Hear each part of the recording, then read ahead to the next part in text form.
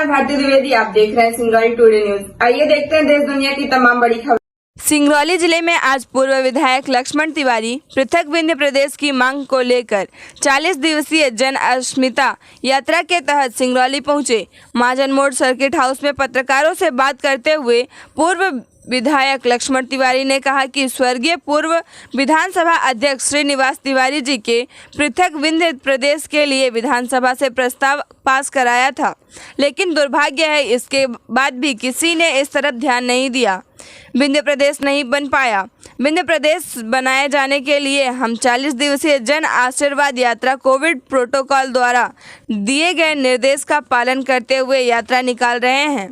साथ ही लक्ष्मण तिवारी ने कहा कि सिंगरौली जिले में विभिन्न कल कारखाने हैं, यहाँ रोजगार के लिए असीम संभावनाएं हैं, लेकिन यहाँ के नेताओं की इच्छा शक्ति की वजह से यहाँ के निवासी बेरोजगार घूम रहे हैं। उनको रोजगार की आवश्यकता है। साथ ही उन्होंने कहा कि सिंगरौली जिले में मिले राजस्व की वजह से पूरे प्रदेश का 1/3 खर्चा चल रहा है। साथ ही उन्होंने कहा कि विंध्य प्रदेश जैसे ही बनेगा, इंदौर की तर्ज पर सिंगरौली को आर्थिक राजधानी के रूप में बनाया जाएगा। साथ ही उन्होंने कहा कि छत्तीसगढ़ प्रदेश की तरह यहाँ भी पशु पालकों से गोबर खरीदी केंद्र बनाकर पशुपालकों को आर्थिक रूप से मजबूत किया जाना चाहिए। यदि सरकार गोबर खरीदी करेगी तो पशुओं की हत्या भी बंद होगी, पशुपालक उनकी सुरक्षा भी करेंगे और दूध पालन के पशुपालकों को भी लाभ भी होगा।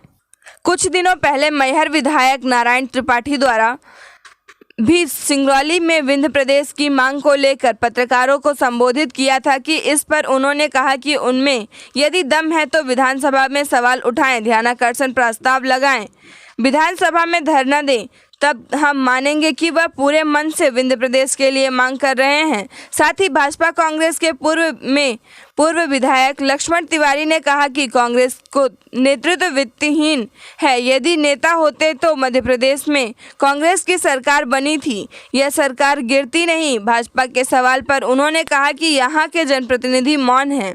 जनता को यहाँ के जनप्रतिनिधियों से पूछना चाहिए कि अपना विंध्य प्रदेश के पक्ष में है कि विरोध में है। हमारे YouTube चैनल को लाइक करें, सब्सक्राइब करें तथा बेल आइकन का बटन दबाना ना भूलें। जन अस्मिता यात्रा को लेकर आप निकले हैं विंध्य प्रदेश बनाने के लिए, क्या कहना है आपका?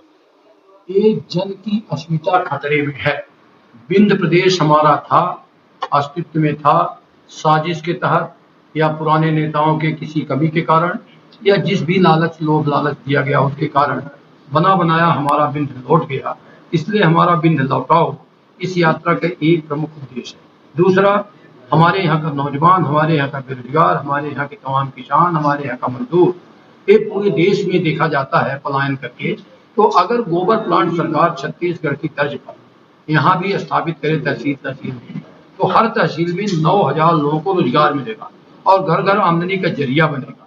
गौवंश की जो हत्याएं हो रही रोड में, कोई एक्सीडेंट की कमी हो जाए, जो लोग एक्सीडेंट के कारण अकाल की मौत के गाल में समा रहे हैं, वो हमारा कहीं ना कहीं सुरक्षा हो जाए। और इतना ही नहीं, गोबर से बनने वाले, उद्योग से निकलने वाले जो आइटम बनेंगे वो जैविक खाद से लेकर, डिस्टम्पर से लेकर, पेंट से लेकर, फाइलों से लेकर 19 तरह के जो आइटम बनेंगे, कंडा ऊपरी, तो निश्चित रूप से इससे हमारे विंध्य के रोजगारों को आत्मनिर्भरता आएगी और घर घर में आमदनी बनेगा। और बुढ़ापे के वो बेटा जो तमाम बाहर है और कोई घटना घट गई तो टाइम से उनकी चिता में आग देने तक नहीं पहुंचता, तो कम से कम बुढ़ापे में उनकी लाठी का सहारा बनेगा। इसलिए कई प्रमुख मुद्दों को लेकर हम जन अस्मिता यात्रा लेकर आज 2 साल से निकले हैं। अब 40 दिन की ये यात्रा हमारी है। आज हमारा ये 12वां दिन है और मैं समझता हूँ कि 30 दिन में हम विंध्य के उन तमाम कस्बों पर पहुंचेंगे। कल मैं सीधी में था, फिर बहरी में था, देवसर में था, सुपिया में था और इसके बाद आज बैहन में हूँ। हमारे तमाम साथी लोकल आप देख रहे हैं कि राजेश दुबे जी पचौर के हैं, हमारे बरगमा के हैं जितेंद्र जी, हमारे डॉक्टर साहब वहाँ के हैं, हमारे कितने यहाँ तमाम साथी लोग हैं, ये जितने भी हैं सब यहीं के लोग हैं। मैं अकेला आया हूँ, नेतागिरी करने नहीं आया। वास्तव में विंध्य प्रदेश का गठन हो जाए इसके लिए सारी कुर्बानी देने के लिए आए हैं। और निश्चित रूप से हमारे यहाँ के तमाम लोगों को मैं अपील करता हूँ कि आप जन जहाँ भी जिस राजनीतिक दल में है उनमें बने रहिए, हमको कोई आपत्ति नहीं। परंतु जब बिंद की बात आए, नौजवान की बात आए, यहाँ विस्थापितों की बात करने नेता आते हैं और जेबा में रुपया भर के वापस ले जाते हैं। पहले तो शुरू करते हैं, लास्ट में इसलिए विस्थापितों को भरोसा नहीं रह गया है कि कोई नेता आएगा और हमारे जन कल्याण की बात करेगा, हमारे विस्थापन की बात करेगा और उनके साथ सदैव धोखा होगा। इसलिए मैं अभी विस्थापन की बात नहीं करता कि मैं लड़ूंगा जब हमारे बिंद की रूपरेखा ठीक से बन जाएगी और उसमें कोई न कोई एक दांव पेच लगेगा, तब हम विस्थापितों की भी बात करेंगे। सिंगरौली से हमारे पूरे बिंद ही नहीं, भारत तक को यहाँ से रेवेन्यू जा रहा, मध्य प्रदेश की वंश सरकार चल रही है, पर हमारे बिंद प्रदेश की रूपरेखा बन रही है कि अब जब बिंद प्रदेश बनेगा तो हमारा सिंगरौली क्या हो। जैसे मध्य प्रदेश में आज मध्य प्रदेश का इंदौर हब है हर मामले में, और राजधानी है, उप राजधानी है, तमाम आर्थिक राजधानी है। इसी तरह से जब बिंद प्रदेश बनेगा तो एक महत्वपूर्ण भूमिका हमारे सिंगरौली के लोगों की होगी। आज ये कहने में मुझे कोई गुरेज नहीं है कि अकेले सिंगरौली 100 वर्षों तक बिंद प्रदेश को सरकार को चलाने के लिए रेवेन्यू दे सकता है।